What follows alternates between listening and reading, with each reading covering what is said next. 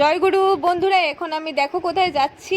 আমি নিশ্চয়ই তোমাদেরকে আগের ভিডিওতে দেখিয়ে দিয়েছি যে আমাদের ঘরে উপযোজনা কেন্দ্র আছে। তো সবাই এসে আমাদের ঘরে ইষ্টবিতি জমা দেয়, কিন্তু ওই অ্যামাউন্টটা কিন্তু আমাদের ঠাকুর বাড়িতেই পাঠাতে হয়।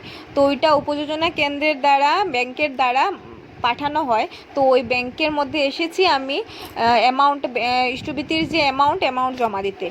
তো তার জন্য সব কিছু লিখে এনেছিলাম ফর্মে, শুধু ডেটটা বসাইনি, যেটা এখানে এসে বসিয়ে তারপর জমা দিয়ে দিচ্ছি।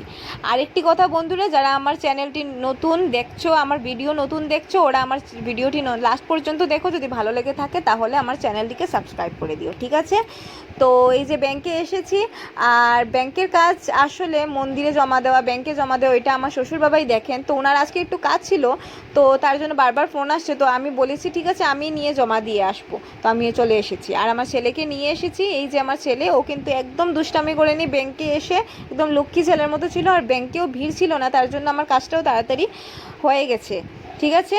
আর ব্যাংকে এসে দুষ্টামি করেনি, কিন্তু পুরো রাস্তা যা দেখেছে, দোকানের সামনে প্রতিটা দোকানে দোকানে দাঁড়িয়ে রয়েছে। ওর বল লাগে, ওর চিপস লাগে, ওর চকলেট লাগে, তারপর খেলনা লাগে, যা যা দেখেছে সব কিছু। এই যে দোকানটা দেখতে পাচ্ছ ব্যাংক থেকে নেমে, ওইখানে এই দেখো শুরু করে দিয়েছে, পুরো রাস্তায় এমন করেছে।